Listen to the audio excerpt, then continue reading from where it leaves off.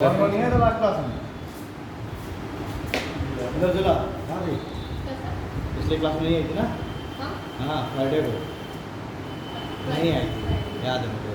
ये दोनों आई थे, आप नहीं आए थे, ये भी नहीं आया था, ये आया था, ये आया था और ये आए थे। 3 लोग आए थे और सॉरी ये 4 लोग आए थे और जो 3 लोग नहीं आए थे तो ये कहीं नहीं आए थे। सैटरडे को कहीं क्लास किसकी क्लास चली थी मेरे जगह? सैटरडे को किसकी क्लास चली थी? सेकंड शिफ्ट पे राजीव सर की।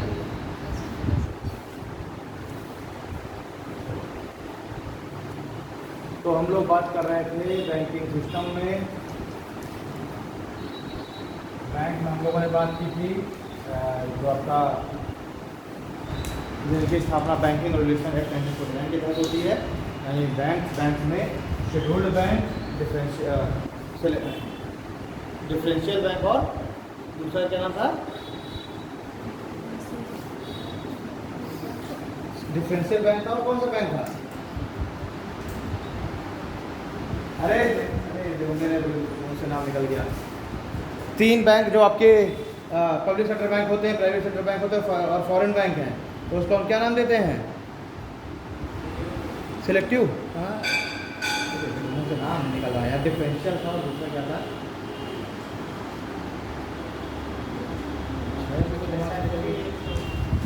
खैर छोड़ो, वो मैंने लिखवाया था, पता नहीं तुम लोग कहाँ लिख देते हो यार।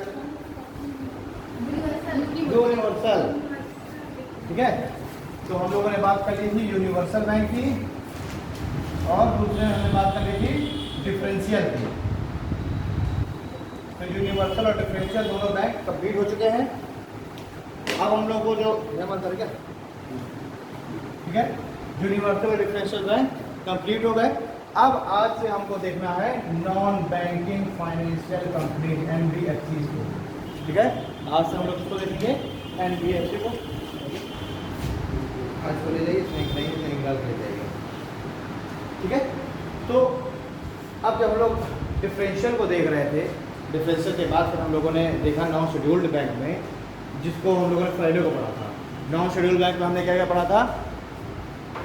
हमने उसमें पढ़ा था आपका जो पेटीएम बैंक है, ठीक है, पेटीएम बैंक कह रहा हूँ मैं, जो पेमेंट बैंक है वो पढ़ा था। स्मॉल फाइनेंस बैंक को पढ़ा था और क्या पढ़ा था? RRBs को पढ़ा था। इन सभी का जो भी हिस्ट्री थी वो हमने देख लिया था, कैसे इनकी स्थापना हुई, क्या इनके फंक्शन है, ये सारे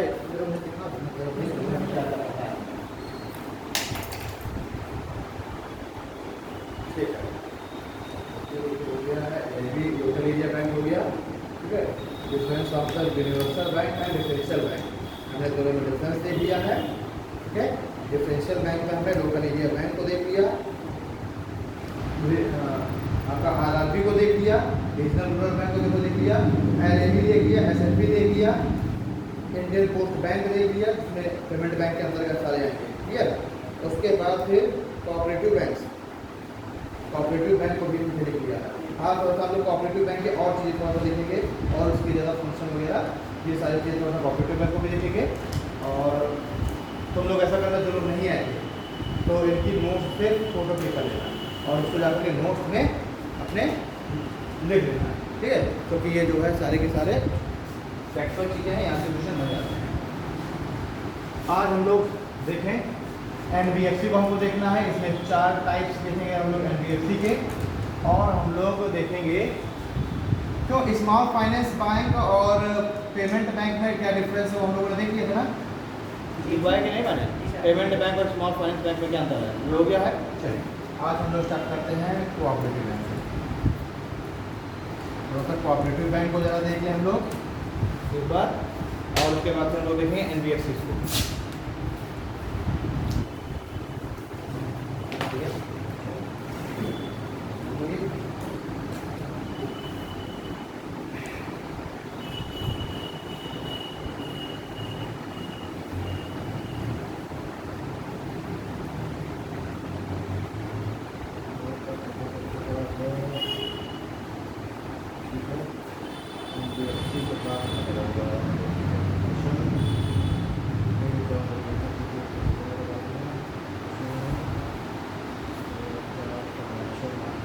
अच्छा वो मैंने होलसेल बैंक भी करा दिया था, होलसेल बैंक, होलसेलर बैंक, ठीक है, वो भी लिख दियो ना। चलिए अब प्राइमरी डीलर वगैरह हम लोग देखेंगे और नवारा, ठीक है, दिक्कत नहीं है। नॉन बैंक में इससे पहले आप लोग लिखिए जरा, future growth and evolution. Future growth and evolution हमको देखना है किसके, जो ये एसएफबी, पेमेंट बैंक, ये सब है इनके, ठीक है। Future growth and evolution, future growth यानी फ्यूचर में इनका क्या ग्रोथ होगा, क्या एवोल्यूशन होगा। तो एक तरफ आपको लिखना है एसएफबी और एक तरफ पेमेंट बैंक। बीच में तो 3 पेज छोड़ दो, 4 पेज, और किसी से फोटो क्लिक करके, और उसी अगर आपने अलग से जेरॉक्स करा के अगर लगाना था तो आप कहीं ना कहीं खो देंगे, तो बीच में 4-5 पेज को छोड़ लीजिए, मोबाइल में फोटो क्लिक करिएगा और घर जाकर के ईमानदारी से आधा घंटा 5 घंटे में उसको लिख लीजिएगा। तो ये है कि जो नोट्स में कर, इसीलिए मैं भी ये मान के चलो कि रात में मैं आया हूँ 11 बजे और मैं 2 घंटे बैठ करके मैंने पूरा वर्क किया है। तो ऐसा नहीं होता कि एक किताब से खोला और मिल गया, इसको खोजना पड़ता है, ठीक है। तो अब कितनी फैक्चुअल चीज़ें हैं हमारे दिमाग में नहीं होती, सीधी सी बात। और दूसरी बात, अगर मान लीजिए लिखवा के आधी चीज़ें हम लिखवाएंगे, आधी जो है सीक्वेंस से लिखवाने भूल जाएंगे, तो उसके लिए प्रॉपर जो है 2 घंटे 1.5 घंटे बैठ करके और उसके शॉर्ट पॉइंट खोजने पड़ते हैं, और तब फिर उसकी कैप्चर करके नोट से और फिर लाना पड़ता है लिखवाने के लिए। तो अगर इतनी मेहनत कर रहे हैं नोट्स को मेंटेन कराने में, तो आप लोग भी नोट्स को प्रॉपर मेंटेन करिए, ठीक है। बाकी समझाते हुए मैं मिल ही रहा हूँ, क्योंकि अगर एक पॉइंट दिमाग में आ गया कि हाँ भाई एसएफबी समझाना है, तो ठीक है, समझाने के लिए समझा दें। लेकिन अब क्या है कि वो अगर जो अपनी खुद की नोट्स नहीं बनाएंगे तो सिस्टम से मेंटेन हो नहीं पाएगा नोट्स, ठीक। चलिए, तो अब हमको देखना है जैसे कि फ्यूचर ग्रोथ एंड एवोल्यूशन, ठीक है। फ्यूचर ग्रोथ एंड एवोल्यूशन हम देखेंगे एसएफबी और पेमेंट बैंक का। जो लोग नहीं आए थे वो एसएफबी और पेमेंट बैंक का अंतर ही नहीं समझ रहे हैं, क्योंकि ये उस दिन आए नहीं थे। लिखिए एक तरफ एसएफबी यानी स्मॉल फाइनेंस बैंक और एक तरफ पेमेंट बैंक। लिखिए पहला स्मॉल फाइनेंस बैंक की तरफ लिखिए,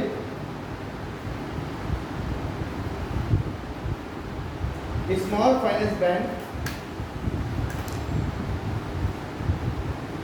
स्मॉल फाइनेंस बैंक 5 साल के पश्चात, स्मॉल फाइनेंस बैंक 5 साल के पश्चात आरबीआई से परमिशन लेकर, आरबीआई से परमिशन लेकर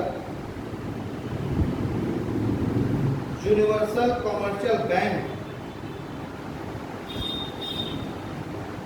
यूनिवर्सल कमर्शियल बैंक बन सकते हैं। तो कहने का मतलब क्या है, जो भी स्मॉल फाइनेंस बैंक्स हैं वो क्या हो सकता है, उनके पास ऑप्शन है कि वो प्रमोट होकर के यूनिवर्सल कमर्शियल बैंक बन जाए। जैसे कि आज के जो हमें बैंक ऑफ बड़ौदा दिख रहा है, पीएनबी दिख रहा है, ये सब क्या है, ये यूनिवर्सल कमर्शियल बैंक है, ठीक है। वही पेमेंट बैंक की तरफ लिखे हम, ये केवल 5 साल के एक्सपीरियंस के बाद, ये 5 साल इनका रजिस्ट्रेशन का हो जाएगा, तो ये केवल एसएफबी में कन्वर्ट हो सकते हैं, ठीक है। Payment bank can convert to SFB after 5 years of operation. मतलब जब ये ऑपरेशन मतलब अपना फंक्शन स्टार्ट करेंगे पेमेंट बैंक, 2013 में मान लीजिए लाइसेंस मिला, तो 14 में पेमेंट बैंक का, तो अब वो 2019 तक तो एज ए पेमेंट बैंक काम करेंगे, जैसे कि Fino payment bank, Paytm bank, Airtel bank, ठीक है। तो ये 5 साल तो एज ए पेमेंट बैंक ही काम करेंगे, लेकिन जैसे ही इनके ऑपरेशन इनको इनका रजिस्ट्रेशन हुए 5 साल का समय हो जाएगा, उसके बाद ये क्या कर सकते हैं, ये एसएफबी में कन्वर्ट हो सकते हैं, स्मॉल फाइनेंस बैंक में कन्वर्ट हो सकते हैं। बट ये सीधे सीधे यूनिवर्सल कमर्शियल बैंक में ना कन्वर्ट हो जाएंगे, उसके लिए पहले इनको एक स्टेप एसएफबी में जाना पड़ेगा, फिर एसएफबी से जब उनको 5 साल का एक्सपीरियंस हो जाएगा तब वो यूनिवर्सल कमर्शियल बैंक में कन्वर्ट हो सकते हैं, ठीक है। और एसएफबी क्या है, सीधे सीधे यूनिवर्सल कमर्शियल बैंक में कन्वर्ट हो जाएगा। चलिए अगला पॉइंट लिखिए इधर इस साइड,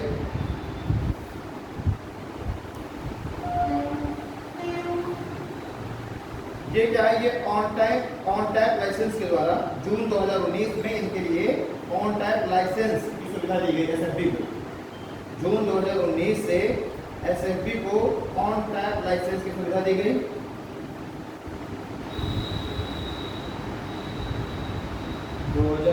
से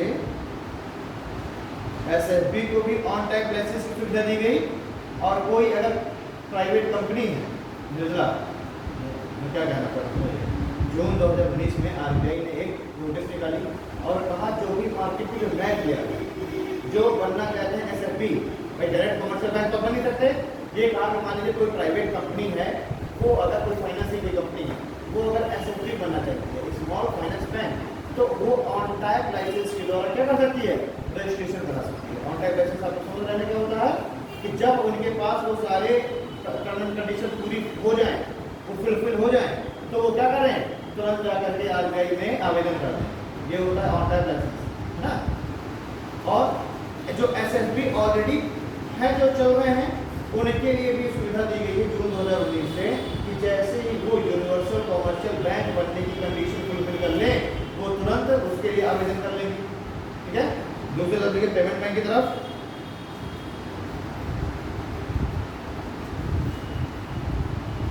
इसमें जो है जो न्यू प्लेयर है मार्केट के, उनको केवल पेमेंट बैंक बनने की लिए ऑन टाइप लाइसेंस की सुविधा दी गई है।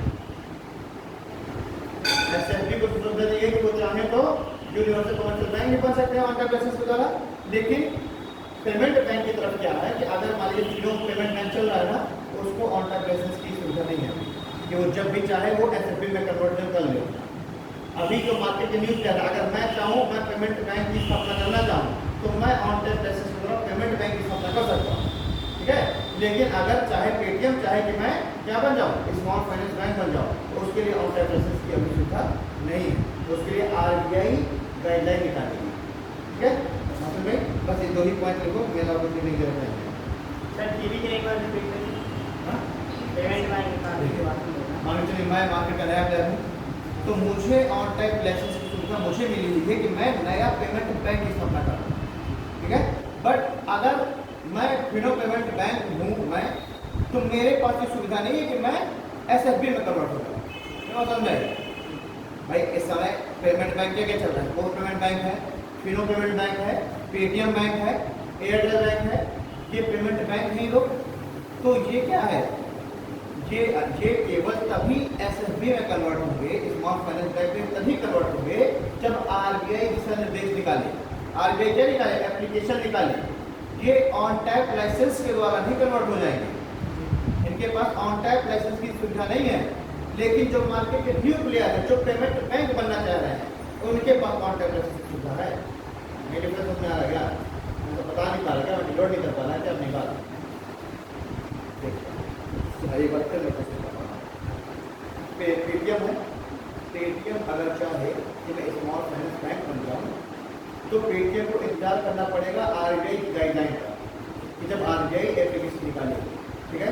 तो पेटीएम जब चाहे तब नहीं एसएफबी के लिए एप्लीकेशन दे सकता, वो सिर्फ इंतजार करेगा तब आरबीआई गाइडलाइन या एप्लीकेशन निकालेगी। लेकिन मैं मार्केट को कोई नया प्लेयर, मेरी कोई इंफ्रास्ट्रक्चर कोई कंपनी है, मैं अगर मेरे दिमाग में अचानक से आ जाए कि मैं भी अपना कोई पेटीएम बैंक टाइप का कोई एक पेमेंट बैंक बना लूँ, तो मेरे पास ये सुविधा है कि मैं आरबीआई पे जाके एप्लीकेशन कर सकता हूँ, सर मुझे पेमेंट बैंक बनाना। यानी पेमेंट बैंक बनाने के लिए तो आप ऑन टाइम लाइसेंस की सुविधा ले सकते हैं, लेकिन पेमेंट बैंक एसएफबी बनने के लिए ऑन टाइम लाइसेंस की सुविधा नहीं ले सकते। आप अगर ना समझे तो छोड़ दो। ठीक है। दूसरा, पेमेंट बैंक कभी भी यूनिवर्सल कमर्शियल बैंक नहीं बन सकते। डायरेक्ट लिख लो सीधे, payment bank can not convert in UCB. जो पेमेंट बैंक है, मान लीजिए अगर पेटीएम है, वो चाहे कि मैं बैंक ऑफ बड़ौदा जैसा एक बैंक बन जाऊं, तो डायरेक्ट नहीं, उसके पास सुविधा है। उसको क्या करना पड़ेगा, उसको पहले एसएफबी में कन्वर्ट होना पड़ेगा, और फिर 5 साल के एक्सपीरियंस के बाद फिर वो जाकर के यूनिवर्सल कमर्शियल बैंक में कन्वर्ट होगा। ठीक है। मतलब कहने का मतलब ये है कि जो पेटीएम बैंक है, वो कभी भी डायरेक्ट यूनिवर्सल कमर्शियल बैंक नहीं बन सकते। यूनिवर्सल कमर्शियल बैंक तो समझ रही है ना, एक्सिस बैंक, एचडीएफसी, ठीक है, आपका बैंक ऑफ अमेरिका, वो इसका फॉरेन बैंक हो गया, सिटी बैंक, वो भी अमेरिका का बैंक है, क्या है, यूनिवर्सल कमर्शियल बैंक है, वही foreign bank. Punjab national bank, bank of Baroda, state bank of India, bank of India, union bank, ये सब क्या है, ये सब है, ये सब पब्लिक सेक्टर बैंक है, पीएसबी है। तो ये सारे मिलाकर के, चाहे वो पब्लिक सेक्टर बैंक हो, चाहे प्राइवेट सेक्टर बैंक हो, चाहे फॉरेन बैंक हो, ये सारे जो टाइप्स है, ये सब मिलाकर क्या कहलाते हैं, यूनिवर्सल कॉमर्शियल बैंक, ठीक है। तो नहीं आर्यावर्त बैंक क्या है? आरआरबी है। ये सब मैंने कल पिछली क्लास में बताया था, पहले क्लास में। लोकल एरिया बैंक एक होते हैं जिसके लिए कंडीशन क्या है लोकल एरिया बैंक की, कि वो केवल कंसेक्यूटिव 3 ही डिस्ट्रिक्ट में अपने ब्रांच खोल सकते हैं। बताया था, ठीक है। इस तरह एसएफबी के मैंने कंडीशन बताई, पेमेंट बैंक के लिए मैंने कंडीशन बताया क्या क्या कंडीशन फुलफिल करनी चाहिए और क्या क्या उनके पास शक्ति है उत्तर प्राप्त है। पेमेंट बैंक अपना क्रेडिट कार्ड एटीएम कार्ड नहीं दे सकते, किसी को लोन में पैसा नहीं दे सकते, तो सिर्फ क्या करेंगे, पेटीएम बैंक वगैरह जो है वो आपसे पैसा ले करके उसको म्यूचुअल फंड में लगा देंगे। ये कर सकते हैं, सब चीजें मैंने कंफर्म कर दी थी, देख लेना एक बार पढ़ना समझ में आ जाएगा, जहाँ पढ़ना। चलिए अब लिखते हैं हम लोग on tap licence system for small finance bank. मतलब स्मॉल फाइनेंस बैंक को क्या क्या शर्तें पूरी करनी पड़ेगी ऑन टाइप लाइसेंस के लिए, ठीक है। अगर कोई स्मॉल फाइनेंस बैंक है और वो किसमें कन्वर्ट होना चाहे, यूनिवर्सल कमर्शियल बैंक में, तो मैंने बताया ना कि उनके पास ऑन टाइप लाइसेंस की सुविधा है, तो क्या क्या उनको कंडीशन फुलफिल करनी पड़ेगी, ये लिखना है हमको। यानी कि on tap licence system for small finance bank, underline कर दो, ये क्या है, ये हेडिंग है। अब इसमें देखते हैं हम लोग क्या क्या कंडीशन फुलफिल करनी पड़ेगी, ठीक है। हम लोग क्या पढ़ने जा रहे हैं कि जो स्मॉल फाइनेंस बैंक है ऑन टाइप लाइसेंस लेने के लिए उनको क्या क्या टर्म एंड कंडीशन फुलफिल करनी पड़ेगी, ठीक है, ऑन टाइप लाइसेंस के लिए अगर वो बनना चाह रहे हैं यूनिवर्सल कमर्शियल बैंक। तो देखिए पहला point, minimum 200 crore capital. Minimum क्या होना चाहिए, 200 करोड़ की कैपिटल होनी चाहिए। अगर सेकंड शेड्यूल में कोई यूनिवर्सल कमर्शियल बैंक शामिल होना चाह रहा है तो उसको क्या कंडीशन होनी चाहिए, कितना कैपिटल होना चाहिए, 500 करोड़। पहला पॉइंट हो गया मिनिमम 200 करोड़ का कैपिटल। दूसरा पॉइंट क्या हो गया, 10 साल का एक्सपीरियंस होना चाहिए बैंकिंग या फाइनेंस सेक्टर में। अरे बजाज आलियांज है वो फाइनेंस कंपनी है ना, तो अगर वो कन्वर्ट होना चाहिए कॉमर्शियल बैंक में, यूनिवर्सल कमर्शियल बैंक में, तो वो कर सकती है क्योंकि 10 साल का एक्सपीरियंस हो चुका है। तो अब वो क्या करेगी, ऑन टाइप लाइसेंस के द्वारा वो आप लाइसेंस की मांग कर सकती है। तो 10 साल का एक्सपीरियंस होना चाहिए बैंकिंग या फिर फाइनेंस सेक्टर में, ठीक है। लिखिए कम से कम 5 साल का उसको, मतलब रजिस्ट्रेशन 5 साल हो चुका होना चाहिए, यानी उसकी रजिस्ट्रेशन उस स्थापना हुए कम से कम 5 साल का समय हो चुका होना चाहिए। यानी एक तरह से हम कह सकते हैं 5 ईयर ओल्ड कंपनी, ऐसी कंपनी जिसको 5 साल इसका रजिस्ट्रेशन का हो गया हो, ठीक है। चलिए existing NBFC, LIB and payment banks, जो मतलब आज जो एनबीएफसी अवेलेबल है वो भी कर सकती हैं ऑन टाइप लाइसेंस के द्वारा एप्लीकेशन, जो एलएबी है वो भी कर सकती है, और जो पेमेंट बैंक है उनके लिए क्या करनी चाहिए, पहले वो एसएफबी में जाएंगे, फिर एसएफबी से कमर्शियल बैंक में जाएंगे। तो मान के चलिए कोई पेमेंट बैंक रहा हो जो ओरिजिनली पेमेंट बैंक था, लेकिन वो 5 साल हो चुके हो उसको एसएफबी में कन्वर्ट हुए, तो अब वो भी एलिजिबल हो चुका होगा कमर्शियल बैंक में लाइसेंस लेने के लिए। तो क्या कहेंगे, वर्तमान में उपस्थित एनबीएफसी, एलएबी एंड पेमेंट बैंक, ठीक है, ये भी क्या कर सकते हैं ऑन टाइप लाइसेंस के लिए अपना एप्लीकेशन दे सकते हैं, ठीक है, ठीक है। Urban cooperative banks want to convert to SFB, अगर कोई अर्बन कोऑपरेटिव बैंक है अगर वो एसएफबी में कन्वर्ट होना चाहे तो उसे क्या कंडीशन फुलफिल करनी पड़ेगी, देखिए उसी में ही लिख दीजिए, उसी का पॉइंट है ये। अगर कोई अर्बन कोऑपरेटिव बैंक है, अगर वो किसमें कन्वर्ट होना चाहिए, एसएफबी में कन्वर्ट होना चाहे, तो उसके लिए क्या कंडीशन है, उसके लिए इनिशियल कॉस्ट होनी चाहिए 100 करोड़ की। अगर कोई अर्बन कोऑपरेटिव बैंक है अगर वो एसएफबी में कन्वर्ट होना चाहता है तो उसके लिए क्या कंडीशन है, उसको 200 करोड़ नहीं, उसको केवल 100 करोड़ की कैपिटल ही मेंटेन करनी होगी, ठीक है। और जैसे ही उसको एसएफबी का लाइसेंस मिल जाएगा उसके 5 साल के अंदर अंदर उसको अपनी कैपिटल को 100 करोड़ से बढ़ा के 200 करोड़ करना पड़ेगा, देख लीजिए। Within 5 years of SFB license, maintain 200 crore capital. SFB का लाइसेंस प्राप्त करने के 5 साल के अंदर अंदर इनिशियल कैपिटल 100 करोड़ से बढ़ा करके 200 करोड़ करना पड़ेगा अगर कोई अर्बन कोऑपरेटिव बैंक है, जैसे कि बड़ौदा यूपी बैंक, ठीक है। ये क्या है अर्बन, ये तो अर्बन में आ जाएगा। कोई अर्बन कोऑपरेटिव बैंक है यानी कि जो गांव के संघ हैं उनके द्वारा कोई बनाया गया हो, फिर उसने वो रूरल कोऑपरेटिव से अर्बन कोऑपरेटिव में कन्वर्ट हो चुका हो, अब अगर वो एसएफपी में कन्वर्जन चाहता है, ठीक है, तो उसको क्या करना पड़ेगा, 100 करोड़ की कैपिटल मेंटेन करनी पड़ेगी। जैसे ही 5 साल अगर जब उसको लाइसेंस मिल गया एसएफपी होने का, तो 5 साल के अंदर अंदर उसको 100 करोड़ बढ़ा के किसमें कर लेने पड़ेंगे, 200 करोड़ में अपनी कैपिटल करनी पड़ेगी। ये हो गया। अब देखते हैं हम लोग थोड़ा सा कोऑपरेटिव बैंक के बारे में क्या क्या इन्फॉर्मेशन है। अगला हेडिंग है कोऑपरेटिव बैंक।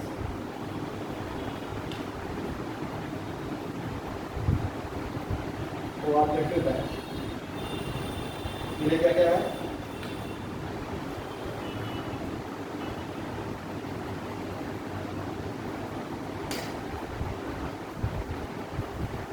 ठीक है। चलिए, रेगुलेटर आरबीआई एंड नाबार्ड,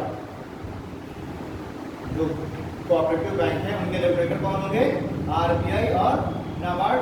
देखिए अब आरबीआई तो हर जगह पर पहुंच नहीं सकती ना, आरबीआई की मशीनरी इतनी बड़ी कर सकती को हर एक गांव देहात में जाकर क्यों मॉनिटर कर सके हर जिले में। तो आरबीआई क्या करती है, आरबीआई नाबार्ड को दिशा निर्देशित करती है, और फिर नाबार्ड क्या करती है, नाबार्ड इन सब एसएफपी पर कंट्रोल रखती है, इन सब कोऑपरेटिव पर कंट्रोल रखती है, ठीक है। तो अगर हम देखें तो सबसे जो सर्वोच्च पावर है वो तो आरबीआई के पास है, लेकिन आरबीआई ने क्या किया हुआ है, नाबार्ड को नियुक्त कर रखा है। जितने भी एलएबी होंगे, जितने भी एसएफपी होंगे, और जितने भी क्या होंगे या फिर कोऑपरेटिव बैंक होंगे, इन सभी को मॉनिटर कौन करोगे, रेगुलेट कौन करोगे, नाबार्ड करेगा। और फिर नाबार्ड अपनी रिपोर्ट किसको भेजेगा, आरबीआई को भेजेगा। तो एक हयाती बन जाएगी। सेम पैसा भी वैसे ही आएगा, आरबीआई नाबार्ड को भेजेगी, नाबार्ड क्या करेगी, नाबार्ड नीचे स्तर पर कोऑपरेटिव बैंक को भेजेगी, आरआरबी को भेजेगी, एलएबी को एसएफपी को भेजेगी। यही तो है ना, क्योंकि डायरेक्ट आरबीआई नहीं भेज सकती डायरेक्ट पैसा इन कोऑपरेटिव बैंकों को, वो नाबार्ड के थ्रू जाएगी। क्लियर। अभी सुने हो कि आरबीआई ने अपना कितना पैसा इनको दिया है एसएफपी को, हमेशा नाबार्ड करते हैं छोटे छोटे जो कोऑपरेटिव बैंक से इनके लिए पैसे करें, ठीक है। और नाबार्ड कौन पैसा देता है, आरबीआई देती है, ठीक है। चलिए, तो क्या हो गया, रेगुलेटर आरबीआई और नाबार्ड से रेगुलेटर है, ठीक है। सीआरआर और एसएलआर ये भी मेंटेन करना पड़ता है, बट थोड़ा इसमें डिफरेंट होते हैं। CRR and SLR applies but slab different. In cooperative bank को भी सीआरआर और एसएलआर मेंटेन करना पड़ेगा, लेकिन कॉमर्शियल बैंक के तरीके 3% 18% नहीं। आरबीआई जितना नाबार्ड जितना इनको गाइड करे, जितना बोले, ठीक है, उतना इनको करना पड़ेगा, करना पड़ेगा। तो जब आप चुकी 100 करोड़ की कैपिटल है और क्या कहते हैं भाई तुम 18% अपना एसएलआर में डालो, तो उनका तो 100 करोड़ की कैपिटल 18 करोड़ तो इसे निकल गया और 3 करोड़ निकल गया सीआरआर में, तो हम क्या करेंगे, तो उनकी क्षमता ही कम हो गई। तो इसलिए इनको क्या कर दिया जाएगा, एसएलआर हो सकता है क्या दिया जाए कि आप 6% एसएलआर लगाओ, ठीक है, और सीआरआर आप 1.5% मेंटेन करिए, ठीक। तो करना इनको पड़ेगा, लेकिन जो स्लैब है वो क्या होगा, वो डिफरेंट होगा और नाबार्ड और आरबीआई के द्वारा गाइडेड होगा। ओके, चलिए, ठीक है। केवल कुछ ही सिलेक्टेड कोऑपरेटिव बैंक हैं जो कि रेपो, एमएसएफ और ओपन मार्केट ऑपरेशन के अंतर्गत आएंगे। Only selected banks eligible for repo, MSF and open market operation.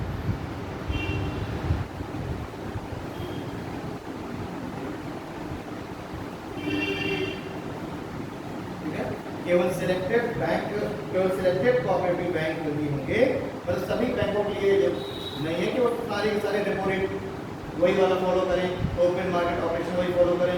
केवल कुछ ही है जिनको आरबीआई या नाबार्ड जिनको वो कह देती है, ठीक है, केवल उन्हीं को क्या करना पड़ेगा, रेपो, ओपन मार्केट ऑपरेशन ये सब मेंटेन करने पड़ेंगे और एमएसएफ वगैरह, खैर ठीक है।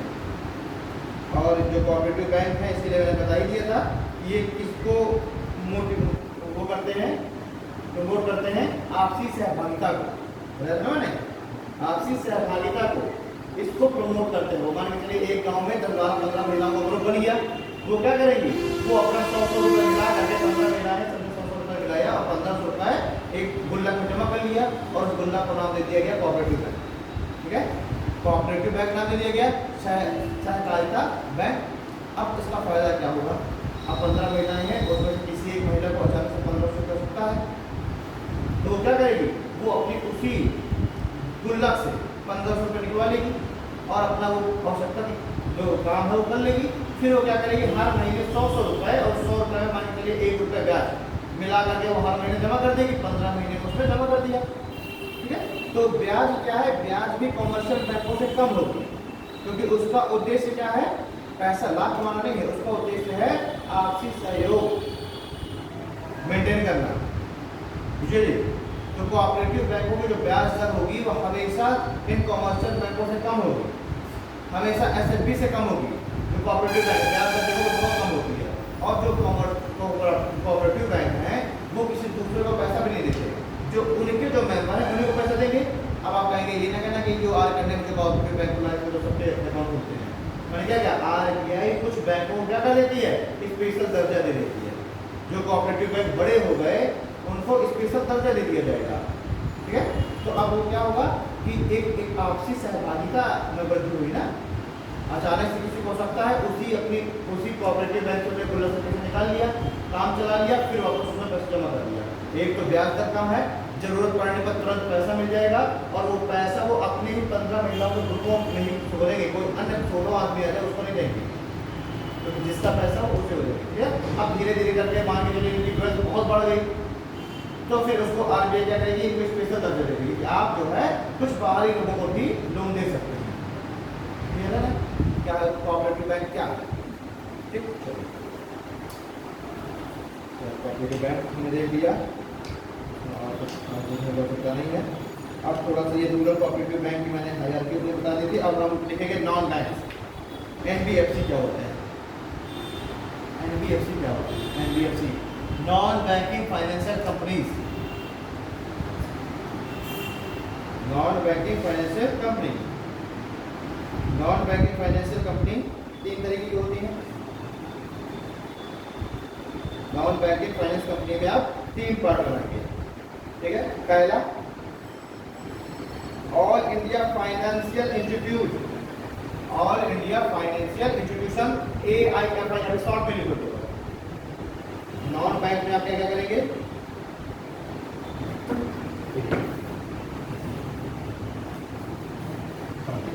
ये मैंने आपको बताया था बैंक और इधर बताया था नॉन बैंक।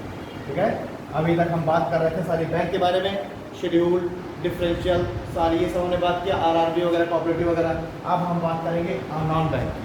ठीक है, नॉन बैंक के हमने 3 पार्ट किए, AIFE all India financial institutions, दूसरा इसी का दूसरा भाग है प्राइमरी डीलर, प्राइमरी डीलर, और तीसरा आएगा आपका NBFC। ठीक है, नॉन बैंक की हम लोग बात पहले करते हैं, बैंक की हमने पहले बात कर ली, आज हम बात कर रहे हैं in non bank. Non bank के अंतर्गत 3 पार्ट हो गए, AIFI, प्राइमरी डीलर्स और NBFC। ठीक है, इसमें नॉन बैंक। ठीक है,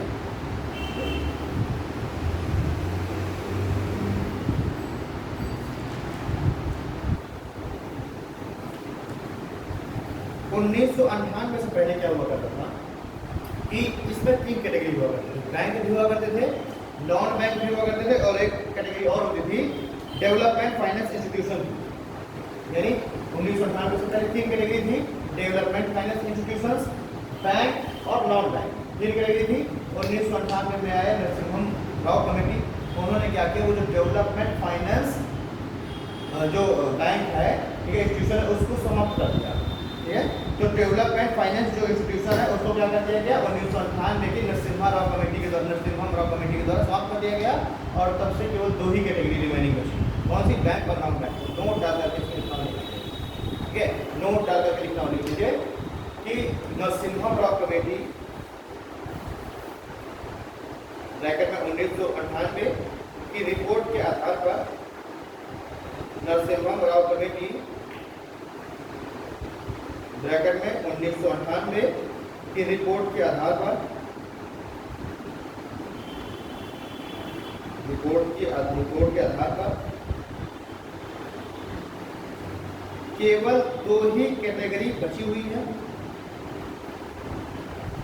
नरसिम्हा ब्लॉक कमेटी 1997 की रिपोर्ट के आधार पर केवल 2 ही कैटेगरी बची है, पहला बैंक और दूसरा नॉन बैंक। बैंक और नॉन बैंक, नीचे ब्रैकेट में लेना है तीसरी category development finance institution, development finance institution को समाप्त कर दिया गया।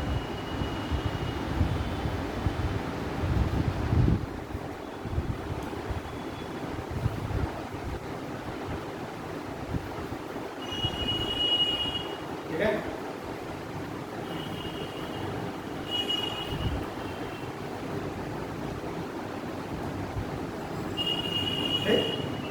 तो केवल 3 ही कैटेगरी, पहले 3 कैटेगरी हुआ करती थी, फिर नरसिम्हा राव कमेटी की रिपोर्ट के आधार पर क्या हुआ 2 कैटेगरी। जब आप लोग ये शेड्यूल क्लास 30 नंबर खत्म हो जाए, 10 अक्टूबर को हमारा एग्जाम है, तो 7-8 दिन के लिए आप सभी लोग आमंत्रित हैं 8 से 9:30 के पास 10 दिन का समय रहेगा। तो 10 दिन में आप लोगों की मैं जियोग्राफी को काफ़ी हद तक छूट दूँगा, इंडिया जियोग्राफी को नहीं लगेगी, ठीक है, कोई स्पेशल ठीक है। या फिर अगर आप लोग आ सकेंगे तो मैं तो कहूँगा 8 से 9:30 लग जाए कि आप लोग 10 बजे से लगा देंगे, संकट मोटर में थोड़ा सा आ गए, संकट मोटर में आते हैं ना सर आप ले लेंगे बड़ा क्या? बिल्कुल, हाँ ठीक है। अगर अभी आप लोग अभी आप लोग के बारे में आना पाइए, अगर अभी अगर आप लोग ऑलरेडी इतनी क्लास रहती है तो अब आप लोग 11 बजे जाएंगे तो उसके बाद आप आ नहीं सकते, और शाम को हॉल खाली नहीं है, ठीक है, मतलब शाम को बुला लेता है, शाम को 4 से 6 या 5 से 7 तो मैं कह रहा हूँ जब ये आपकी क्लास खत्म हो जाए, मैं तो संडे को बुला लेता, तो संडे को मैं फोन करता, ठीक है, संडे को बुला लेता, तो मैं कह रहा हूँ 30 सितंबर से क्लास खत्म हो जाएगी, ठीक। फिर 30 सितंबर से लेके आपके एग्जाम पर, जब तक एग्जाम नहीं हो जा रहा है या जब तक नया शेड्यूल नहीं आ जा रहा तब तक आप लोग आ जाइएगा 9:30 बजे से आप वहाँ पर खाना खा के आ जाइएगा, 9:30 से लेकर के 12 बजे तक में आप लोगों का मैं कंप्लीट करा दूँगा पढ़ दूँगा।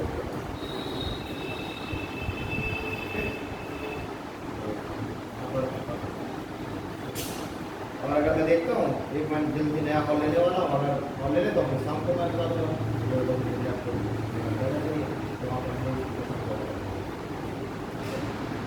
नॉन बैंक में AIFI, प्राइमरी डीलर्स और NBFCs हो गए, जिसमें नरसिम्हा राव कमेटी ने क्या किया 1998 की रिपोर्ट के आधार पर जो डेवलपमेंट फाइनेंस इंस्टीट्यूशन है उनको समाप्त कर दिया, और अब उसके बाद केवल 2 ही कैटेगरी बची हुई है, बैंक और नॉन बैंक।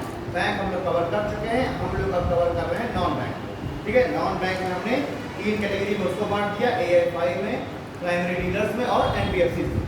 चलिए आगे चलते हैं हम लोग। तो पहला जो पार्ट है AIFI, इसको लिखिए हेडिंग डालिए, all India financial institutions,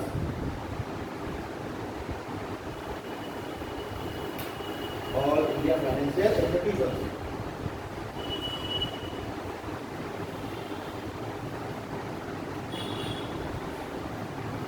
all India financial institution, उसमें पहला पॉइंट डाला है EXIM bank, EXIM EXIM, EXIM bank, इसे इंपोर्ट एक्सपोर्ट बैंक है, ठीक है, एग्जिम EXIM। भाई हम लोगों ने हेडिंग डाली AIFI, अब AIFI के अंतर्गत भी पहला डाला आपने एग्जिम, ठीक है। एग्जिम क्या आगे इसका इंपोर्ट एक्सपोर्ट, ठीक है। तो इसका मतलब क्या है कि इंपोर्ट और एक्सपोर्ट को बढ़ावा देने के लिए ये काम कर रही होगी, यानी व्यापार के क्षेत्र में ये काम कर रही होगी। भाई अगर कोई व्यापारी है उनको इंपोर्ट एक्सपोर्ट के लिए अगर पैसा चाहिए तो क्या करेंगे, वो सीधे एग्जिम के पास जाएंगे, तो उससे क्योंकि इसका निर्माण ही हुआ है इंपोर्ट एक्सपोर्ट को बढ़ावा देने के लिए, तो इनको ज़्यादा सरलता से लोन मिल जाएगा। इसके कंपेरिजन में जो PNB जाए, और PNB के लिए तो सारे कस्टमर एक जैसे ही हैं, तो वहाँ पर समय भी ज़्यादा लगेगा, ठीक है। एग्जिम बैंक का निर्माण ही हुआ है इंपोर्ट एक्सपोर्ट को बढ़ावा देने के लिए, जैसे मैंने होलसेलर बैंक बताया था ना, होलसेलर बैंक, वहाँ पर आप मिनिमम 10 करोड़ ही आप जमा कर सकते हैं, 10 करोड़ ही मिनिमम निकाल सकते हैं, वहाँ कौन जाएगा, बड़े उद्योगपति जाएंगे, ठीक है।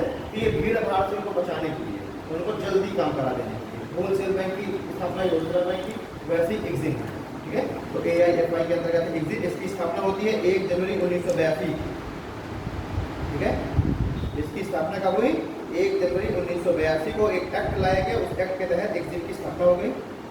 तो 1 जनवरी 1982 को एग्जिम की क्या हुई? स्थापना हुई। इसी में अगला पॉइंट है, इसका पूरा नाम export import bank of India है।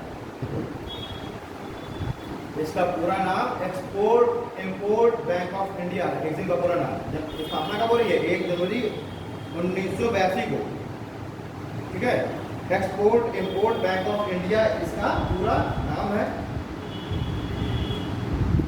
अगला पॉइंट है,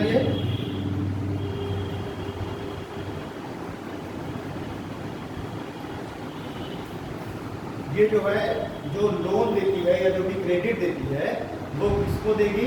वो देगी व्यापारियों को। किस लिए? इंपोर्ट एक्सपोर्ट को बढ़ावा देने के लिए। तो loan oblique credit oblique finance to exporter and importer, ये अपना ऋण, ये जो है जो अपना पैसा ऋण में किसको देगी? Importer exporter. अगर मैं चला जाऊं, आप चले जाए, तो हम आपको पैसा देंगे क्या? वो नहीं, क्योंकि हम ना तो इंपोर्टर है ना एक्सपोर्टर है, ट्रेड में हम लोग जुड़े हुए नहीं है व्यापार में। ठीक है, और वहीं अगर कोई व्यापारी कंपनी हो जो कि चाइना से ट्रेड कर रही है, वहाँ से कुछ चीज मंगा रही है, कुछ यहाँ से एक्सपोर्ट कर रही है, वो जाएगा लोन लेने, तो उसके लिए एग्जिम बैंक क्या रहेगी? तुरंत लोन देगी। ठीक, चलिए अगला पॉइंट लिखिए, promotes cross border trade and investment. इसकी स्थापना क्यों की गई? क्रॉस बॉर्डर, मतलब कि क्रॉस बॉर्डर क्या बोलेंगे? अंतरराष्ट्रीय। ठीक है, अंतरराष्ट्रीय जो व्यापार है उनको बढ़ावा देने के लिए और अंतरराष्ट्रीय व्यापार में इन्वेस्टमेंट को बढ़ावा देने के लिए। ठीक है, तो इनकी स्थापना किसलिए हुई? Promotes cross border trade and investment. Cross border जो भी इन्वेस्टमेंट है, जो भी व्यापार है, उसको बढ़ावा देने के लिए एग्जिम बैंक की स्थापना हुई। ठीक है, अगला पॉइंट लिखिए, 100% owned by government of India. 100% owned by, मतलब ओन्ड में 100% पूरी भागीदारी किसकी है? गवर्नमेंट ऑफ इंडिया की है। तो एग्जिम बैंक क्या है? 100% इसमें भागीदारी सरकार की है, यानी पूरा का पूरा पैसा सरकार का लगा है, किसी भी प्राइवेट बैंक या प्राइवेट कंपनी का पैसा नहीं लगेगा। क्लियर है? मुझे नहीं, तो एग्जिम बैंक हम समझ गए कि क्यों स्थापना हुई एग्जिम बैंक की? इंपोर्ट और एक्सपोर्ट को बढ़ावा देने के लिए, क्रॉस बॉर्डर जो भी इन्वेस्टमेंट है, क्रॉस बॉर्डर जो भी ट्रेड है, इसको बढ़ावा देने के लिए। पैसा किसको देगा? इंपोर्टर और एक्सपोर्टर को पैसा देगा। ठीक है, स्थापना हमने देख ली, 1 जनवरी 1982 को स्थापना होगी। पूरा नाम एक्सपोर्ट एंड इंपोर्ट बैंक होगा। 100% जो भी शेयर होल्डर है, भागीदारी किसकी होगी? गवर्नमेंट ऑफ इंडिया की होगी, पूरा पैसा गवर्नमेंट ऑफ इंडिया का लगेगा। अगला लिखिए, नाबार्ड। नाबार्ड भी क्या है? ऑल इंडिया फाइनेंशियल इंस्टीट्यूशन है नाबार्ड।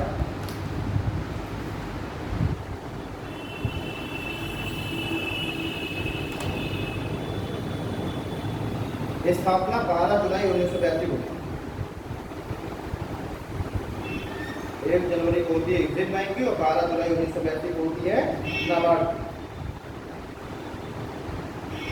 12 जुलाई 1982 को स्थापना होती है नाबार्ड की। ठीक है, पूरा नाम क्या है इसका? National bank for agriculture and rural development.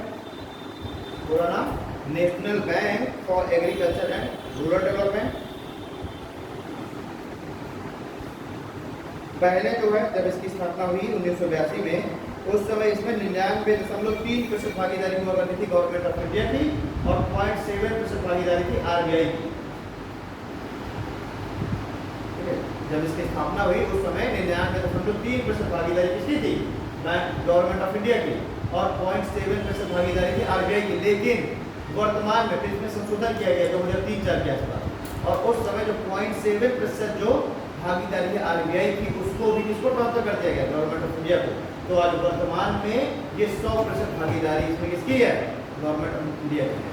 ठीक है, लिख लीजिए, वर्तमान में गवर्नमेंट ऑफ इंडिया के पास, भारत सरकार के पास नाबार्ड की 100% भागीदारी है।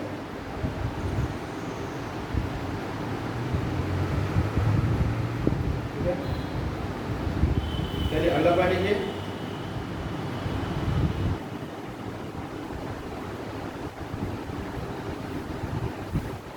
अगर जो है इसने अपना पीएसएल मेंटेन नहीं किया है, नाबार्ड ने अगर अपना पीएसएल मेंटेन नहीं किया है तो ये रूरल इंफ्रास्ट्रक्चर डेवलपमेंट फंड में ये योगदान देगा।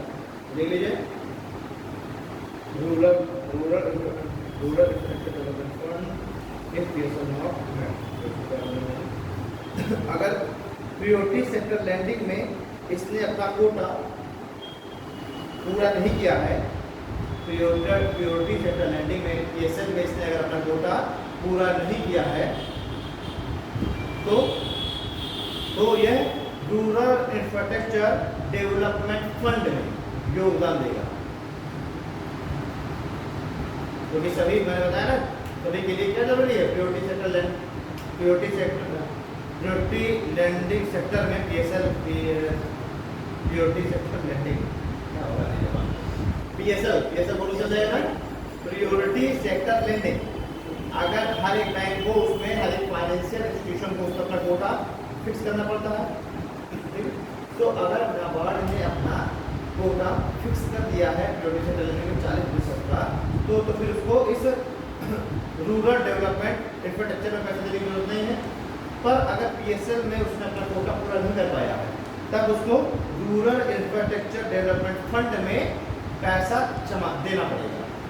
पीएसएल का भी तो काम यही है, ग्रामीण सेक्टर का डेवलपमेंट करना, उसके जो किसान है, जो मजदूर है, उनका डेवलपमेंट करना, तो पैसा देना, यही काम पीएसएल का। और रूरल इंफ्रास्ट्रक्चर डेवलपमेंट फंड का क्या काम है, गांवों का विकास करना। ठीक है, तो एक तरह से वही है कि अगर आप पीएसएल में अपना कोटा नहीं पूरा कर पा रहे हैं, तो फिर आप एक रूरल डेवलपमेंट इंफ्रास्ट्रक्चर फंड नाम से एक फंड की स्थापना की गई है गवर्नमेंट के द्वारा।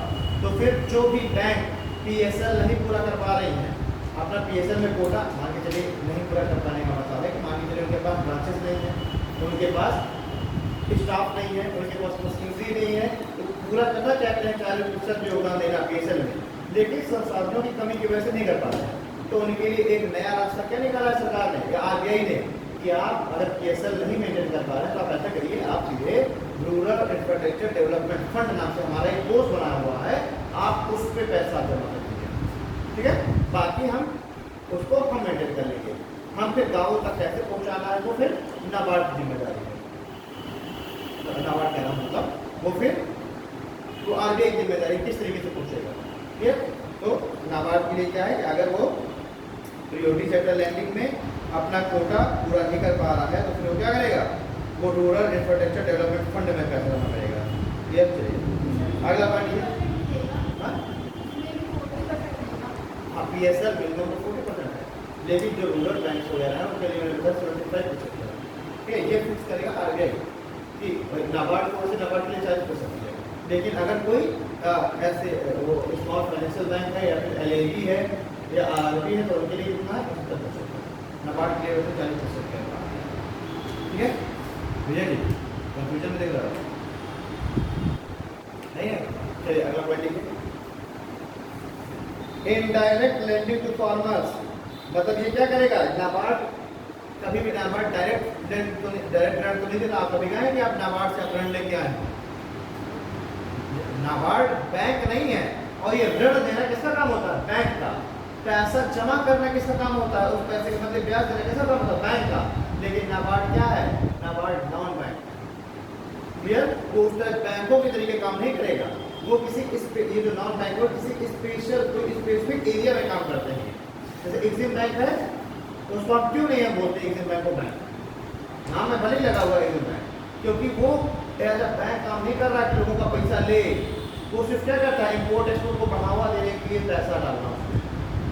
ठीक है, नाबार्ड लोगों को बुला के अकाउंट नहीं खुलवाता, नाबार्ड के लोगों के अकाउंट नहीं होते, ना वो फार्मर को लोन देगा, वो क्या करेगा, वो रूरल बैंक को पैसा देगा, वो स्मॉल फाइनेंस बैंक को पैसा देगा, वो एलआईबी को पैसा देगा, और वो फिर LIB, SFB, RRB, cooperative bank, ये सब मिल करके और ये सब जाके देंगे फार्मर को पैसा, ग्रामीणों को पैसा, कोई मजदूर है उसको पैसा, मतलब नहीं ना। तो नाबार्ड क्या करेगा, नाबार्ड देगा एसएफबी को पैसा, आरआरबी को पैसा, और वो जाकर के गाँव में पैसा बांटेंगे, लोगों का अकाउंट खोलेंगे। क्लियर, तो इसलिए हम नाबार्ड को बैंक नहीं कहते। भले ही देखा जाए तो एसएफबी वगैरह के लिए वो बैंक का काम कर रहा है, उनको पैसा दे रहा है, लेकिन वो एसएफबी से पैसा नहीं ले रहा है। तुम भी हमको पैसा दो, हम तुमको उसके बदले ब्याज देंगे, ये काम तो नाबार्ड करता नहीं है। वो सिर्फ क्या करेगा, सरकारी जो योजना है, जो आरबीआई ने जो पैसा दिया एग्रीकल्चर को बढ़ावा देने के लिए, तो आरबीआई ने उसको दिया नाबार्ड को, यानी नाबार्ड एक तरीके से इंटरमीडिएटर का काम कर रहा है। नाबार्ड क्या कर रहा है, सरकार की योजनाओं को ग्रामीणों तक पहुंचाने के लिए, या आरबीआई जो भी पैसे का आवंटन कर रहा है ग्रामीण सेक्टर में, उनको पहुंचाने के लिए मीडियम का काम कर रहा है कौन, नाबार्ड। इसलिए हम नाबार्ड को बैंक नहीं कहते, क्योंकि वो क्या है, एक मीडियम। ठीक है, कोई बैंक, कोई लोकल एरिया बैंक है, एसएफबी है, वो अचानक से उसको पैसे की कमी पड़ गई, तो वो कहाँ भागते हुए जाएगी, नाबार्ड के पास। तो सर हमको कुछ पैसा जल्दी से दे दो, ये हमें अपने को बचाने को। नाबार्ड का काम है बैंकों को देना, तो उसको क्या करेंगे, तुरंत पैसा मिलेगा। ठीक है, लेकिन क्या जो यूनिवर्सल कॉमर्शियल बैंक है वो नाबार्ड के पास जाएंगी नहीं।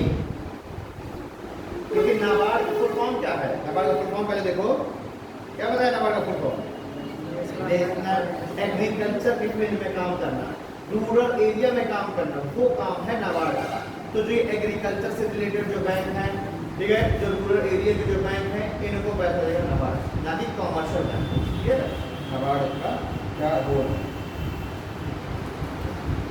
तो ये क्या करेंगे, indirect lending to farmers, artisans and rural MSME, मतलब ग्रामीण क्षेत्रों में जो भी एमएसएमई खुलेंगे, medium micro small and medium enterprises, उनको पैसा देगा नाबार्ड। ठीक है, फार्मर को इनडायरेक्टली पैसा देगा, जो तो नहीं, मान के चलिए कोई कारपेंटर है, या कोई मजदूर है, किसान है, या कोई ऐसा गांव का कोई व्यक्ति है, छोटा मोटा अपना इंटरप्राइजेस चालू करना पड़ता है, छोटी मोटी कंपनी चालू करना चाहता है, फैक्ट्री, ठीक है, कुटीर उद्योग, लघु उद्योग टाइप में, तो क्या करेगा, वो डायरेक्ट तो नाबार्ड के पास जा नहीं सकता कि हमको पैसा दे दो, वो जाएगा किसी रूरल एरिया बैंक के पास या स्मॉल फाइनेंशियल बैंक के पास, वहाँ वो कहेगा पैसा चाहिए हमको। वो क्या करेंगे, वो नाबार्ड को बताएंगे कि हमारे इस क्षेत्र में, इस गांव में 2 करोड़ रुपए की एप्लीकेशन आए हैं, एग्रीकल्चर को 2 करोड़ रुपए चाहिए, तो नाबार्ड क्या करेगा, उस स्मॉल फाइनेंस बैंक को पैसे दे देगा, और उस स्मॉल फाइनेंस बैंक क्या करेगी, उन ग्रामीणों को पैसा देगी। तो क्या कहना चाह रहा हूँ,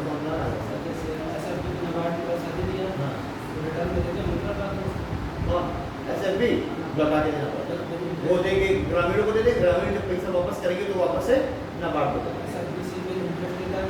कभी कभी क्या होता है कि नाबार्ड पैसे का आवंटन भी करता है, आरबीआई कभी कभी बैंकों को बचाने के लिए आरबीआई पैसा डालती है, फिर कभी कभी क्या होता है कि बिना ब्याज में पैसा आवंटित किया जाता है। जैसे सरकारी योजनाएं देती है ना, फ्री में पैसे 6,000 8,000 10,000 बांट दिया, वैसे कभी कभी नाबार्ड भी कोई जब सरप्लस मनी आ गई, तो क्या होगा, वो फिर उन बैंकों को बचाने के लिए पैसा आवंटित भी कर दिया जाता है। तो जब उनको जरूरत है तो लोन मिलेंगे। कभी कभी नाबार्ड के पास जब सरप्लस पैसा है तो क्या कर देगी, जब हमारी सरकार ने कहा कि हम नाबार्ड को 50,000 करोड़ देने की घोषणा करते हैं, तो आखिरकार नाबार्ड को देने की घोषणा का मतलब क्या है कि उन सभी रूरल बैंकों को दिया जाना है पैसा।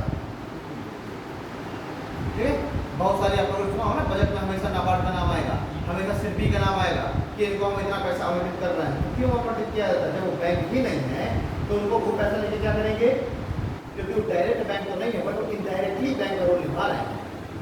वो उनको 50,000 करोड़ मिला तो वो दे देंगे स्मॉल फाइनेंस बैंक को, तो स्मॉल फाइनेंस बैंक फिर दे देगी ग्रामीणों को। तो अगर योजना पहुंचाना है ग्रामीण तक तो आप नाबार्ड के थ्रू पहुंचा सकते हैं। ठीक है, चलिए अगला पॉइंट लिखेंगे हम लोग। तो ये क्या करेंगे, फॉर्मर को, जो भी आर्टिसंस हैं, जो भी रूरल एमएसएमई हैं, इनको इनडायरेक्ट लेंडिंग देते हैं, यानी इनडायरेक्ट तौर पर इनको ऋण में पैसा देंगे। ठीक है, चलिए ठीक है। It is also the immediate regulator of cooperative banks and RRB. ये क्या है, ये कोऑपरेटिव बैंक और आरआरबी के लिए इमीडिएट रेगुलेटर की भूमिका निभाते हैं। मतलब जो भी आरआरबी है या जो भी कोई रूरल बैंक है, कोऑपरेटिव बैंक, उनको जो है मॉनिटर कौन करेगा, उनको मॉनिटर करेगा नाबार्ड। मैंने अभी थोड़ी देर पहले क्या बताया कि भाई आरबीआई के पास तो इतना इंफ्रास्ट्रक्चर है नहीं, इतनी मशीनें है नहीं कि वो डायरेक्टली हर गाँव में आकर के कोऑपरेटिव बैंक को मॉनिटर कर ले, रेगुलेट कर ले, तो वो ये काम उसको सौंप देता है नाबार्ड को। तो अब पहला मालिक कौन हो गया उनका? नाबार्ड, और फिर नाबार्ड का मालिक आरबीआई। तो कहने का मतलब क्या है कि इन रीजनल क्षेत्रों में जो भी आरआरबी हैं, जो भी कोऑपरेटिव बैंक हैं, उनका प्राइमरी रेगुलेटर कौन है? नाबार्ड। और अल्टीमेटली जो फाइनल जो रेगुलेटर है वो कौन होगा? आरबीआई। सीधी सी बात है, ठीक है। तो इसी को अब लिखना है कि नाबार्ड कोऑपरेटिव बैंक और आरआरबी का इमीडिएट रेगुलेटर है। इमीडिएट रेगुलेटर लिख लो, चाहे प्राइमरी रेगुलेटर लिख लो, और and RBI is the ultimate regulator. और आरबीआई क्या है? वो अल्टीमेट रेगुलेटर है। फिर 2017 में एक नाबार्ड अमेंडमेंट एक्ट आया है, और कुछ खास नहीं है उसमें। क्या किया गया है? नाबार्ड का जो ये कैपिटल है वो बढ़ा दिया।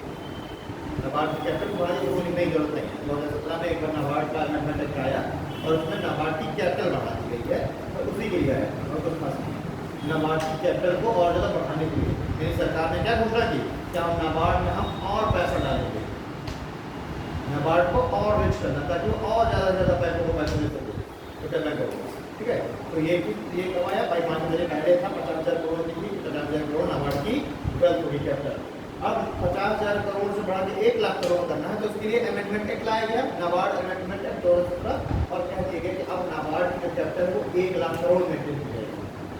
तो ठीक है, क्योंकि सरकार ने क्या रखा ना कि हम ग्रामीण क्षेत्र में जो कृषक हैं, फार्मर्स हैं, उनकी आय दोगुनी करेंगे। और आय दोगुनी कैसे होगी? कि जब उनको लोन मिले, ज़्यादा से ज़्यादा लोन मिलेगा तो वो, अभी उसके पास 1 गाय है तो वो 2 भैंसे भी खरीद ले, तो उससे क्या होगा? उसकी आय बढ़ी ना। वो अभी क्या कर रहा है? मान के चलिए वो सपोज उसके पास लैंड नहीं है, उसने किसी की लैंड को क्या कर रखा है? लीज पे लेकर रखा है, तो अभी 2 बीघे में खेती कर रहा है, उसको लोन मिलेगा तो वो 4 बीघे बनकर रख लेगा, उसमें खेती करेगा। या फिर उसने क्या किया? अपने घर में पापड़ की एक छोटी सी फैक्ट्री बना ली। ये सब करके क्या है? अब किसान की आय दोगुनी का मतलब ये नहीं है कि उसकी जो प्रोडक्शन है वो डबल रेट पे चली जाए। भाई किसान क्या है? जो पशुपालक है वो भी तो किसान कहलाता है, नहीं कहलाता? ये भी कहा गया कोई एक किसान है तो सिर्फ एग्रीकल्चर पर डिपेंडर है, वो एग्रीकल्चर के बाई प्रोडक्ट को भी करे। अगर वो टमाटर उगा रहा है तो टमाटर की जगह वो क्या करे? उसको बैंक लोन दे, और वो लोन देकर वो छोटी सी मशीन लगा ले, टमाटर लगा ले, टमाटर सॉस बना ले, और फिर उसको बेचे। नहीं बात समझे? तो ये सब करके है दोगुनी करनी है किसान की आय। इस किसान ये बहुत आप लोगों ने सुना होगा ना ये वर्ड, किसान की आय दोगुनी करने की ओर प्रयासरत। इसका मतलब ये नहीं है कि 1,000 कुंटल गेहूँ अगर था तो हम 2,000 कुंटल कर देंगे, दोगुनी हो गई है। सीधा सब तो फंडा यही है कि 1,000 कुंटल गेहूँ हुआ करता था, और बीजेपी सरकार क्या करे? उस गेहूँ को 2,000 कुंटल कर दे, 2,000 रुपये पर कुंटल, तो सरकार तो किसान के अपने आप दोगुनी हो गई।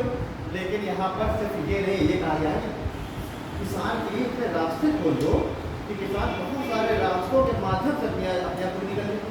तो उसके लिए सबसे बढ़िया क्या है? किसान के पास बहुत सारी आइडिया हैं। वो चाहे रहा कि पापड़ बना करके वो बेचूँ, वो चाहे रहा कि मेरे पास आम के बाग है, मैं आम का अचार बना के बेचूँ, लेकिन उसके पास मशीन नहीं, पैकिंग के लिए उसके पास मशीन लाने के लिए पैसा नहीं है। तो यहाँ पर नाबार्ड अभी रुपये नहीं है। नाबार्ड क्या कहेगी कि तो हमसे 1 लाख रुपये लोन ले जाओ, उसमें 50,000 की तो आम काटने की मशीन ले आओ, 20,000 की मसाले ले आओ, 30,000 की क्या करो? पैकिंग मशीन ले आओ, और तुम आम के अचार बना के बेचो। सीधी सी बात है, आम जा रहा 10 रुपये किलो, अचार जाएगा 100 रुपये किलो। बढ़ गया कि नहीं बढ़ गया भैया जी? ठीक है। तो नाबार्ड का रूल आपको समझ आ गया, क्या रोल निभाती है नाबार्ड? यही मैंने बताया, रूरल एरिया में एमएसएमई को बढ़ावा देने के लिए नाबार्ड लोन देती है, ठीक है। एग्रीकल्चर में फार्मर्स को मोटिवेट करने के लिए बढ़ावा देती है कि वो ज़्यादा हाई फर्टाइल बीज खरीद सके, ज़्यादा बढ़िया उर्वरक इस्तेमाल कर सके, ठीक है। मान के चलिए पानी सिंचाई करनी है, उसके लिए भी तो पैसा चाहिए। तो क्या है, किसान के पास पैसे, किसान को लोन दे दिया गया कि वो क्या करे? ज़्यादा बढ़िया से बढ़िया तरीके से अपनी खेती कर ले, अपने आप आय बढ़ गई, ठीक है। तो जब भी सरकार, हर बजट में सरकार कहेगी कि हम किसान की आय को दोगुनी करने की ओर प्रयासरत हैं, और उसी के बाद अगली लाइन जोड़ी जाएगी कि नाबार्ड में हम 30,000 करोड़ देने की घोषणा करते हैं। देगा कभी बजट नाबार्ड को तुरंत 30,000 करोड़, 50,000 करोड़, 1 लाख करोड़ बढ़ाए दिए जाएंगे। क्यों? क्योंकि नाबार्ड उन किसानों को पैसा देगी, और किसान उससे क्या करेंगे, प्रोडक्शन करेंगे, अपनी आय को बढ़ाने के साधन जुटाएंगे। ठीक है, ये दोनों क्या है, एक दूसरे के वर्ड होगा। ठीक है, तो इसीलिए जो है 2017 में क्या किया गया, इनकी जो कैपिटल है उसको इंक्रीज कर दिया गया नाबार्ड कैपिटल। अब तीसरा लिखिए, एक्सिम हो गया, नाबार्ड हो गया, हम AIFI के अंदर चल रहा है और इंडिया फाइनेंशियल इंस्टीट्यूशन चल रहा है। पहला एक्सिम हो गया, दूसरा नाबार्ड हो गया, तीसरा हो गया नेशनल हाउसिंग बैंक, दूसरा हो गया नाबार्ड और तीसरा नेशनल हाउसिंग बैंक। ठीक है, तो नाबार्ड, नेशनल हाउसिंग बैंक। ठीक है, तो इस नेशनल हाउसिंग बैंक की जो स्थापना की गई वो की गई जुलाई 1988।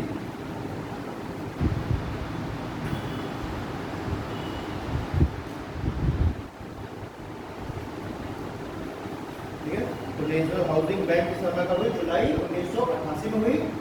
जिस समय नेशनल हाउसिंग बैंक की स्थापना हुई थी उस समय पूरी 100% जो इसमें शेयर होल्डिंग थी वो थी RBI की। जिस समय नेशनल बैंक की स्थापना हुई 1988 में, उस समय पूरी 100% जो शेयर होल्डिंग थी वो किसकी थी, RBI की थी। SBI ने RBI बोला।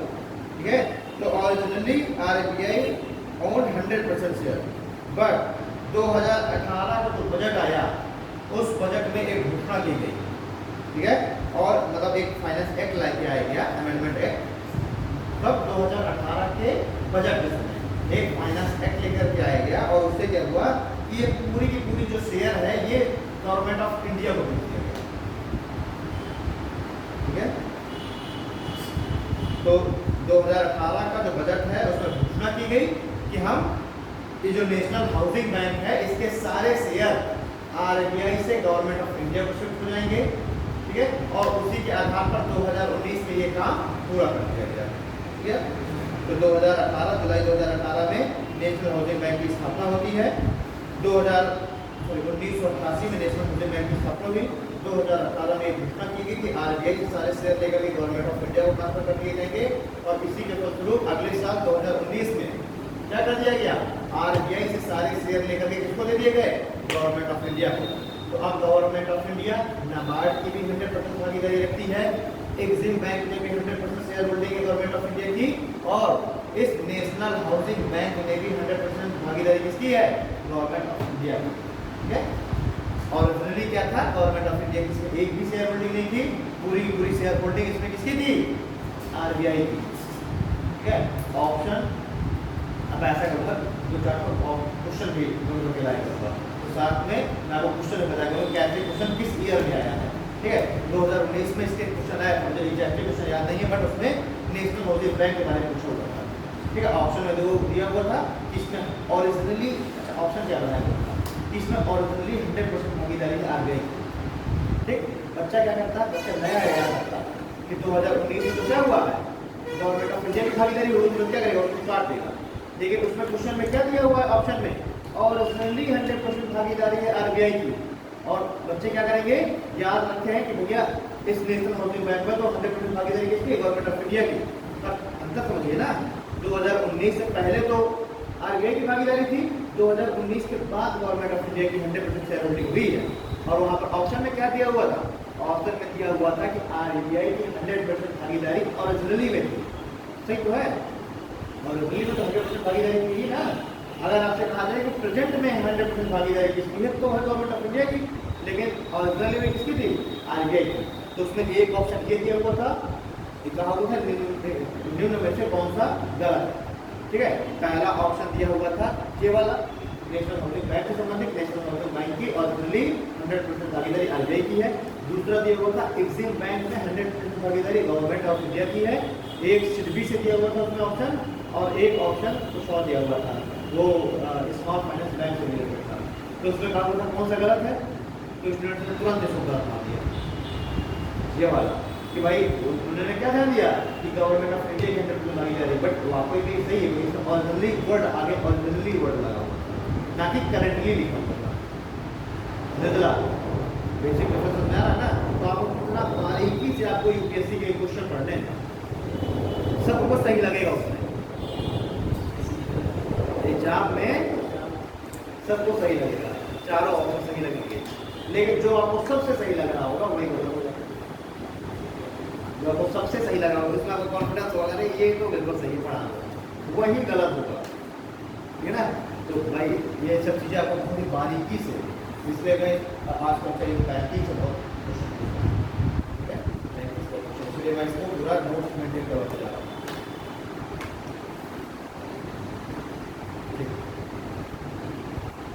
अगला जब भी सिस्टम चालू होगा इकोनॉमिक्स की क्लास उसकी बात हो जाए तो भाई आधी चीज़ें पढ़ाई चुका हूँ, इसके आगे अब ये शेड्यूल में फिर से यही क्लासें लगेंगी, ठीक है। लेकिन क्लास की बात तो क्लास ही करता है, तो शेड्यूल में फिर से दोबारा क्लास लगेगी, पर अभी दोबारा मैं नहीं पढ़ाऊँगा, मैं अब इसके आगे की चीज़ें पढ़ाऊँगा, क्योंकि भाई कोई इकोनॉमिक्स की रेंज चाहिए मिनिमम 60 से 50% चाहिए 1.5 घंटे। अगर 2 घंटे की है तो भले ही 40-45 मिनट हो जाएगा, 2 घंटे 2.5 घंटे की, 1.5 घंटे की क्लास कम से कम 50% होना चाहिए। और यहाँ कितनी टोटल मिली हुई है 14-15%, इससे ज़्यादा तो मिली है 14-15। तो ये है कि अभी कम से कम इसको हमें 14-15% और चाहिए, एटलीस्ट 20%। तब हमारी इकोनॉमिक्स ये कहने लायक भी हमारी इकोनॉमिक्स कंप्लीट हो गई है, ठीक है। लेकिन प्रीलिम्स लेवल की बात कर रहा हूँ, मेंस लेवल में वही है, देखो प्रीलिम्स का सबको आप सब कुछ आपको तैयार है, तो आप उसी को आप क्या करेंगे, आप एक बिल्कुल से एक माला बना दीजिए। भाई आपके पास मोतियाँ तो सब आपके पास है ही ना, और मेंस से क्या है, मेंस वो माला है, मोतियों उपयोग करके आपने बना दी। तो सारा जो भी आपको इंफॉर्मेशन जो भी कलेक्ट करनी होती है वो करनी होती है प्रीलिम्स में। मेंस में आपको सिर्फ प्रैक्टिस करनी होती है, जो आपने प्रीलिम्स में पढ़ा है उसको लिखने की। मेरे कुछ अलग से आता है क्या मेंस में कुछ अलग से आता है क्या? आता तो सब उसी सिलेबस से ही है, बस मेंस में क्या है, आपको इन सभी चीज़ों को आपको लिखना आना, अपना तर्क देना आना चाहिए, ठीक है। आप प्रीलिम्स में क्या है, सीधा में क्वेश्चन पढ़ाते हैं, टिक मार दिया, ठीक है। तो प्रीलिम्स में हमको सारे फैक्ट कलेक्ट करने हैं, बस उनको हमको लिखना है मेंस। तो ये समझ के चलिए कि अगर प्रीलिम्स में अच्छे से नोट्स आपके बन रही है तो ये बस लिखने की कंटेंट लिखने में को अनसॉल्व पेपर लेकर के खूब लिखिए, दबा दीजिए। मेंस राइटिंग होगी, मेंस राइटिंग तो अलग से पढ़ने को लिखते वक्त कहता है कि मेंस की हम अलग से करेंगे क्लास, तब वो तो वही बस अब क्या है कि उसको थोड़ा सा क्वेश्चन आंसर नहीं करते आप पढ़ोगे, अपने थोड़ा सा अपना अप्रोच ज़्यादा लगाओगे, तो ऐसा कुछ तैयारी मेरे मानने से मुझे ऐसा लगता है कि प्रीलिम्स मेंस और इंटरव्यू की तैयारी अलग अलग है, तैयारी सब एक ही होती है, तैयारी आप एक ही करिए, प्रीलिम्स का मेंस का इंटरव्यू तीनों की तैयारी आप एक साथ करिए, नहीं पता बता ये सोच के ना बैठोगे अभी हम प्रीलिम्स का बाद में मेंस करेंगे, मेंस निकल जाएगा, साथ साथ पूर्ण करेगा। समझना क्या हो गया, आज है एग्जाम है तो जो है जब चलवा हो गया 11-15 सवाल देखिए जल्दी देखिए। तो क्या हो गया कि 2019 में गवर्नमेंट ऑफ इंडिया को सारे जो शेयर हैं वो आरबीआई से ट्रांसफर कर दिए गए गवर्नमेंट ऑफ इंडिया के पास। अगला पॉइंट की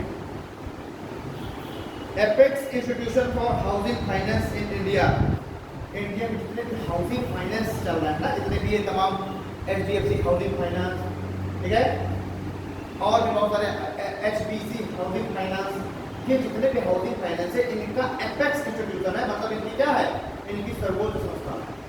जितने भी हाउसिंग सेक्टर में जो भी लोन मिलते हैं, हाउसिंग सेक्टर में ना जो भी हाउसिंग सेक्टर में जो भी लोन मिल रहे हैं उन सभी का एपेक्स इंस्टीट्यूशन कौन है, ये नेशनल हाउसिंग इंस्टीट्यूशन, ठीक है। तो अगर HDFC हाउसिंग फाइनेंस को अगर लोन चाहिए तो किससे जाके लोगी, इससे नेशनल हाउसिंग बैंक से, ठीक है। इंश्योरेंस कंपनी अलग है, ठीक है, इंश्योरेंस कंपनी से बजाज फाइनेंस इंश्योरेंस कंपनी अलग हो गई। HDFC में भी अलग अलग, ICICI में देखेंगे ना, ICICI लाइफ प्रूडेंशियल चलती है, वो क्या करती है, इंश्योरेंस करती है।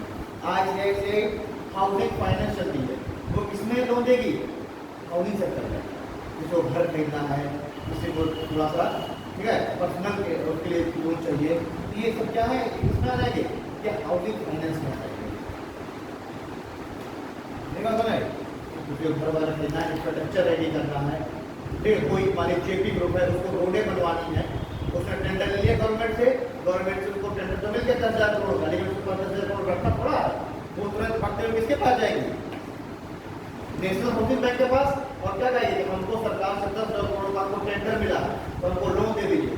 तो ये भी जानती है कि अगर गवर्नमेंट से इसको 10,000 करोड़ का टेंडर मिला, मतलब कि 13,000 करोड़ 15,000 करोड़ कमाएगा टेंडर से, तो उसको कोई दिक्कत होगी इसको 10,000 करोड़ का लोन देने में, क्योंकि उसको पता है कि जैसे ही जब वो काम करवा देगी और उसकी जब काम रेडी हो जाएगा, तब फिर सरकार से उसका पेमेंट क्लियर हो जाएगा 10,000 करोड़ का, और जैसे उसको 10,000 करोड़ का मान लीजिए क्लियर हुआ, तो उसने अपना वो दिया टेंडर भरा 10,000 करोड़ का, काम तो कंप्लीट हो जाएगा 7,000 करोड़ में, तो उसको 3,000 करोड़ का प्रॉफिट हो गया ना, तो वो कहाँ जाएगा, जो जेपी ग्रुप हो जाएगा इसके पास, नेशनल हाउसिंग बैंक के पास, और कहेगा कि हमको एक टेंडर मिला हुआ है, इस टेंडर की कोटेशन है 10,000 करोड़, तो वो तो इससे निकाल लेगा 10,000 करोड़ मान लीजिए, ठीक है, और उसमें काम कंप्लीट कर देगा 7,000 करोड़ में, वो फिर क्या करेगा 7,000 करोड़ भी वो, और प्लस जो 400-500 करोड़ ब्याज जब जमा कराएगा, तो उसका कुछ लगा, इसको कहते हैं ना हर लगे बिक्री और जो भाव है, तो जेपी ग्रुप का तो जेब से पैसा कुछ लगा नहीं, उस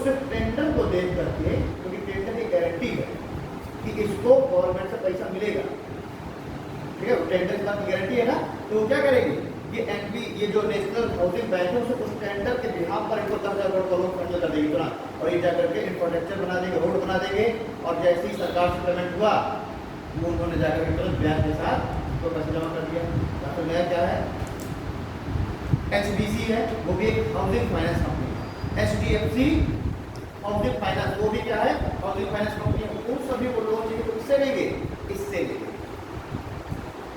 अंबानी को लोन चाहिए व्यापार के लिए, ट्रेड के लिए, किससे लेंगे, एक्सिस बैंक से लेंगे, ठीक है ना, कोई रूरल एरिया बैंक है उसको पैसा लेंगे, किससे लेगा, नाबार्ड से पैसा लेगा, इन सभी का अलग अलग डिफाइन है, कौन किससे, तो ये सब क्यों किया गया है, ताकि हर क्षेत्र के अलग अलग डिफाइन रहे।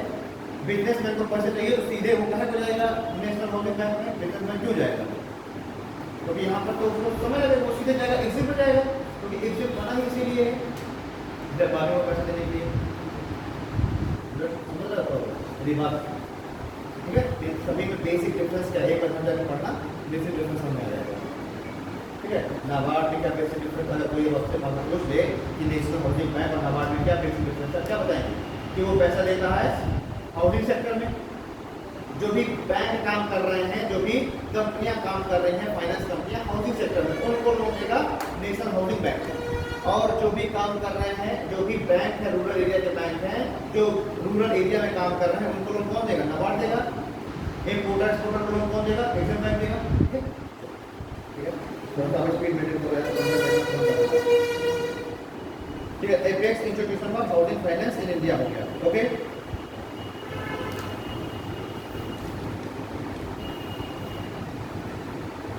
ठीक है।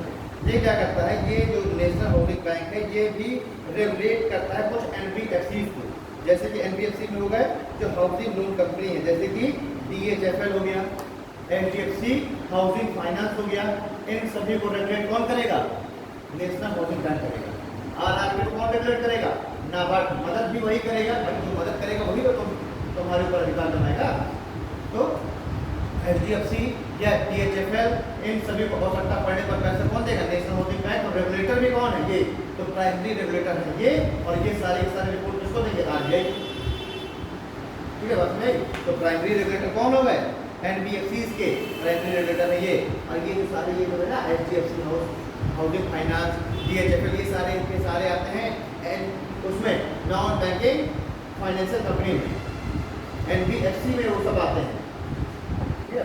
चलिए अभी हम देखेंगे NBFC को, चलिए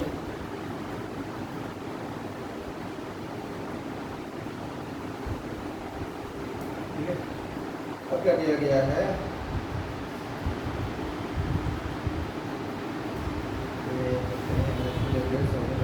ठीक है, NHB regulates housing finance sector, ये तो मैंने पहले बता दिया, NHB क्या करेगी, NHB हाउसिंग फाइनेंस सेक्टर को रेगुलेट करेगी, ठीक है। फिर एपेक्स रेगुलेटर कौन होगा? आरबीआई।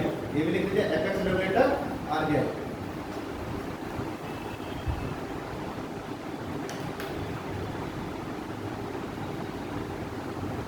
अब लिखते हैं SIDBI. SIDBI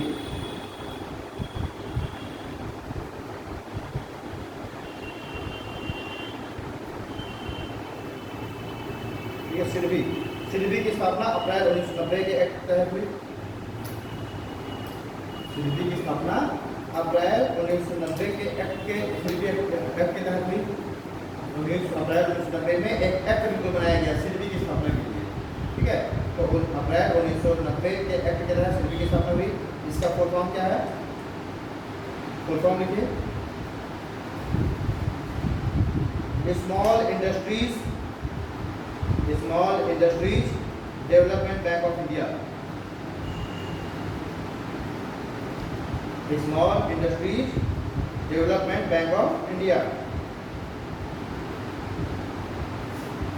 small industries development bank of India. भाई 6-7 दिन पहले की न्यूज़ देखो, तमिलनाडु के विधानसभा में एक एक्ट पारित हुआ है, राइट टू सिट, बैठने का अधिकार। 5-6 दिन पहले की न्यूज़ नहीं देखो, उसको डीपीएसपी के आर्टिकल 42 के तहत उसको छूट मिली है, राइट टू सिट। आपको कभी राइट टू सिट नाम सुने थे? बैठने का अधिकार। तो तमिलनाडु में जो वहाँ के जो कर्मचारी यूनियन है वो सभी ने क्या किया, अपील किया सरकार से।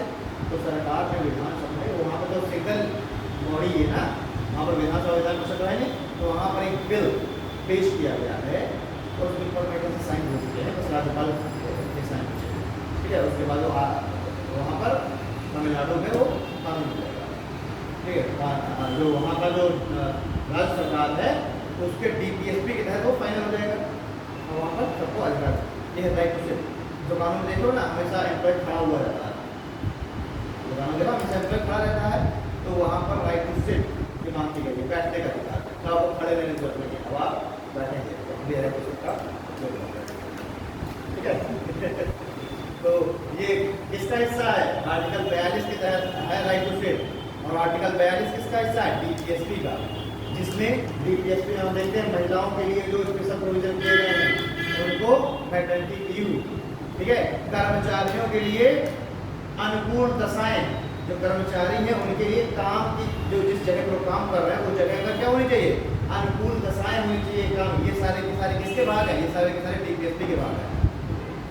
हर एक कर्मचारी का ये अधिकार है कि ऐसे कंडीशन होनी चाहिए कि वो सही ढंग से वहाँ काम कर सके, और ये सब मेंटेन करने की जिम्मेदारी है डीपीएसपी की, है सरकार की, राइट। फिर तो आपसे पूछा सकता नया क्वेश्चन बिल्कुल लेटेस्ट चीज है, तो एग्जाम में ये पूछने की बिल्कुल सिर्फ 90% संभावना है कि राइट टू सिट डेवलपमेंट किस आर्टिकल पर है। आर्टिकल 42 के तहत कौन सी राज्य सरकार ने इसको पारित किया है? तो तमिलनाडु गवर्नमेंट ने, ठीक है, इन कर्मचारियों को दिया है right. SIDBI small industries development bank of India. SIDBI का फुल फॉर्म क्या है? Small industry development bank of India. इसके बॉस कौन कौन होंगे? इसके बॉस, जैसे अभी तक सबका बॉस कौन था? गवर्नमेंट ऑफ इंडिया ना, और इसका एनएचबी का बॉस आरबीआई हुआ करता था, फिर गवर्नमेंट ऑफ इंडिया हो गया। लेकिन इसके बाप, इसके माई बाप कोई एक नहीं है, इसके बहुत सारे माई बाप, बहुत सारे बॉस है। कौन कौन? एसबीआई भी है, यानी कुछ शेयर होल्डिंग सिडबी में एसबीआई की भी है, ठीक है। कुछ शेयर होल्डिंग इसमें एलआईसी की भी है। देख लीजिए बॉस कौन कौन है बॉस इसके? SBI, LIC, IDBI, infrastructure development bank of India. इसमें किसकी ज्यादा भागीदारी आजकल है? एलआईसी की। मैंने जब आईडीआई में पढ़ा रहा था तो 51% भागीदारी किसकी होगी? एलआईसी की। इसलिए आईडीबीआई सरकारी होते हुए भी हम इसको प्राइवेट बोलते हैं, क्योंकि 51% भागीदारी किसी कंपनी की है, एलआईसी की, नहीं सरकार की। इसलिए आईडीबीआई है सरकारी कंपनी के द्वारा ऑन, पर फिर भी हम उसको प्राइवेट जानते हैं, ठीक। आगे भी देखिए और कौन कौन है इसके बाद? Other PSB, other public sector bank, जितने भी पब्लिक सेक्टर बैंक है उनकी भी इसमें भागीदारी है, ठीक है। एंड इंश्योरेंस कंपनीज, बहुत सारी इंश्योरेंस कंपनी भी हैं जिनकी इसमें भागीदारी है सिडबी में, ठीक है। तो सिडबी का कोई एक बॉस नहीं है, सिडबी के बहुत सारे कॉस्ट हैं, SBI, LIC, IDBI, other PSB, private sector bank, मतलब और इंश्योरेंस कंपनी।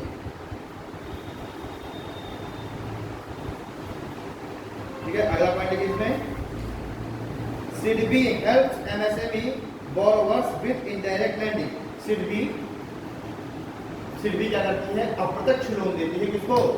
जो ऐसे व्यक्ति जो कि MSME स्थापित कर रहे हैं। ठीक है, तो MSME सेक्टर में ऐसा लिखे, सिडबी MSME सेक्टर में, MSME सेक्टर समझ रहे हैं ना, micro small and medium enterprises, कुटीर लघु एवं मध्यम उद्योग, इनमें जो बोरोवर्स हैं उनको इनडायरेक्टली लोन देना सिडबी का काम है। भाई सिडबी ऐसा नहीं कि मैं मुझे डालनी है 1000 पापड़ की कंपनी और मैं जाके डायरेक्ट सिडबी से बोलूँ, ऐसा नहीं। सिडबी क्या करेगी? सिडबी क्या करेगी? जो नीचे के जो बैंक है, रूरल बैंक है, कोऑपरेटिव बैंक है, उनको सिडबी पैसा देगी और फिर क्या करेंगे? MSME को लोन देंगे। यानी हम कह सकते हैं नाबार्ड और सिडबी का एक ही जैसा काम है, बस दोनों में अंतर क्या है? नाबार्ड में 100% भागीदारी है गवर्नमेंट ऑफ इंडिया की, और सिडबी में के बहुत सारे बैंक हैं, SBI, LIC, IDBI, बहुत सारे बैंक और बहुत सारी फाइनेंस कंपनीज। ठीक है, इंश्योरेंस कंपनीज। ठीक है, तो SIDBI helps MSME borrowers with indirect lending, यानी ये अप्रत्यक्ष लोन देती है किसको? MSME जो बोरोवर्स हैं उनको। ठीक है, अगले देखिए, ये सिडबी हो गया। अब सीधे पैराग्राफ चेंज करिए, अब सीधे हमको लिखना AIFI के बारे में। भाई हमने AIFI के हमने 4 भाग देख लिए कौन कौन है, लेकिन अब हम थोड़ा सा AIFI के बारे में भी तो लिख लें, क्या है सामूहिक रूप से AIFI में किसे कहते हैं। देखिए AIFI का फुल फॉर्म आप लोगों ने लिखा है ना, ऑल इंडिया फाइनेंस इंस्टीट्यूशंस। ठीक है, फाइनेंशियल इंस्टीट्यूशन। तो लिखिए AIFI are not bank because can't accept direct deposit, मतलब कि जो AIFI हैं इनको हम बैंक नहीं कहेंगे क्योंकि ये प्रत्यक्ष डिपॉजिट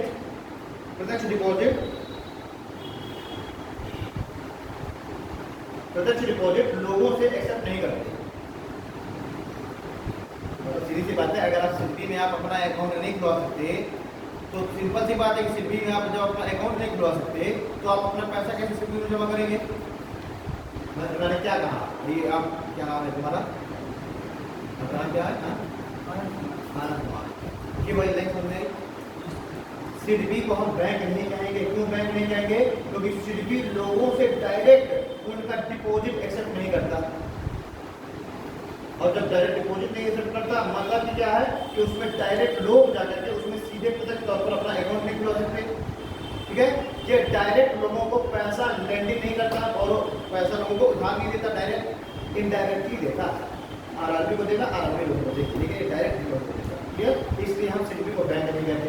ठीक है, अगला पॉइंट है they mobilise funds by borrowing from bond market and RBI। ठीक है, ये क्या करेगा? ये RBI से और बॉन्ड मार्केट से ये फंड को मोबिलाइज करेगा। फंड को क्या करेगा? घुमाएगा। अगर इसको पैसा चाहिए RBI से, तो ये RBI से पैसा कलेक्ट कर सकता है और बॉन्ड मार्केट से पैसा कलेक्ट कर सकता है। भाई इसने क्या किया? इसने जो मान लीजिए कोई स्मॉल फाइनेंस बैंक है, एक स्मॉल फाइनेंस बैंक है, इसके पास अपना कोई बॉन्ड, उसने भी क्या किया? सरकार को कोई बॉन्ड दे रखा है, तो उसने क्या किया? सिडबी को अपना बॉन्ड दे दिया और उसके जगह पैसा ले लिया। सिडबी क्या करेगी? उसी बॉन्ड को RBI को दे देगी और RBI से पैसा ले लेगी। ठीक है, या फिर उसने क्या किया? बॉन्ड मार्केट में इसने अपना कोई बॉन्ड जारी कर दिया, वहाँ से पैसा ले लिया। तो कहने का मतलब क्या है कि जो ये AIFI है ये बॉन्ड मार्केट के से और RBI से ये अपने जो पैसा है उसको मोबिलाइज करेगी, पैसे को घुमाना। ठीक है, तो they mobilise funds by borrowing from bond market and RBI। ये RBI और बॉन्ड मार्केट से बोरो करके पैसे को मोबिलाइज करेगी। ठीक है, अगला पॉइंट लिखिए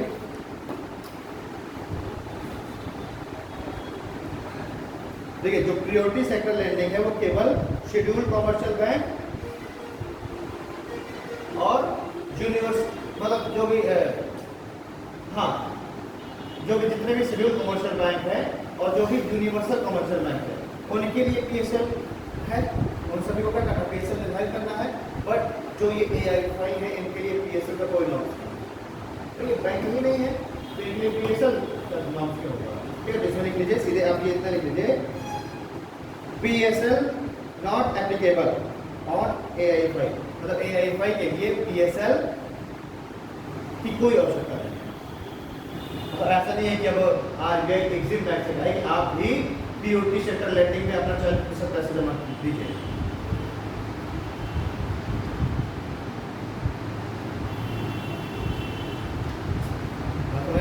क्या ऐसा संभव है कि RBI MSME किससे कहे एग्जिम बैंक से कि आप POT सेक्टर लेंडिंग में अपने कुल वेल्थ का 40% लीजिए?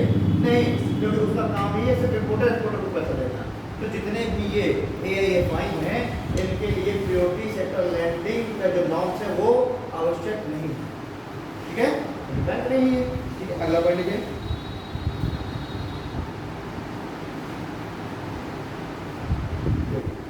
RBI is the regulator of AIFI, मतलब AIFI को कौन रेगुलेट करेगा? Direct RBI। तो जितने भी AIFI हैं उनको कौन रेगुलेट करेगा? उनको RBI, ठीक है। बेसल नॉर्म्स जैसे आपका बैंक रेट हो गया, रेपो रेट हो गया, ठीक है, CRR, SLR, ये सारे जो हो गए ये इनको मेंटेन करना पड़ेगा। बट RBI के इसका निर्देशों पर ये डिफरेंट हो सकते हैं, ऐसा नहीं है। कॉमर्शियल बैंक का 30% है, जिनको भी CRR 10% करना होगा। अगर कॉमर्शियल बैंक के लिए 4% रेपो रेट है तो इनके लिए भी रेपो रेट 4% हो, ठीक है, ऐसा नहीं है। इनको बेसल नॉर्म्स को फॉलो करना पड़ेगा, रेपो रेट, CRR, SLR सबको फॉलो करना पड़ेगा। बट इनके लिए क्या है, स्पेसिफिक गाइडलाइन जारी की जाएगी। RBI जो है अलग से निकालेगा, बोलेगा कि AIFI के लिए CRR 1.5%, ठीक है, या फिर एग्जिम AIFI के लिए 6% है, वो RBI अलग से बोलेगा, ठीक है। तो इनके लिए क्या होता है, जो बेसल नॉर्म्स है वो डिफरेंट, वो अलग हो सकते हैं, ठीक है। चलिए अब अगला जो है वो है आपका प्राइमरी डीलर, और फिर आते हैं आपके NBFC।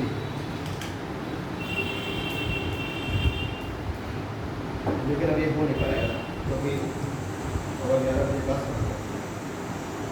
11:13 हो गया, ठीक है। अब ये आपके आते हैं प्राइमरी डीलर्स और NBFC, केवल दो ही चीज़ बचे हुए हैं। आप इसको हम लोग अगली बार कंप्लीट कर लेंगे, ठीक। क्योंकि थोड़ा सा जल्दी लिखने का मतलब नहीं ना, क्योंकि मैं जब NBFC बताऊंगा तो उसमें भी बहुत हर एक उनके सेक्टर में अलग अलग उनके डिफरेंट बताऊंगा। बोरो करने के लिए क्या क्या नॉर्म्स हैं, ठीक है, बेसल नॉर्म्स के लिए क्या क्या उनके लिए अलग अलग प्रोविजन है, तो वो सारे मैं थोड़ा सा डिटेल में लिखूँगा ताकि आप उनकी जो बहुत डिटेल बताऊँगा। जैसे कि उसमें मैं जब आपको NBFC बताऊंगा तो उसमें मैं आपको कमर्शियल बैंक और NBFC में डिफरेंस बताऊंगा, दोनों में क्या डिफरेंस है, और दोनों में डिफरेंस के हम पैरामीटर के साथ बात करेंगे। पैरामीटर हम देखेंगे कि लोगों को लेंड में देने के पैरामीटर पहले हम देखेंगे, लेंडिंग पैरामीटर, उसमें हम NBFC के लिए और कमर्शियल बैंक का डिफरेंस देखेंगे, तो इस तरीके से उसको डिटेल में फॉलो करेंगे, ठीक है। मिलते हैं हम लोग अगली क्लास में।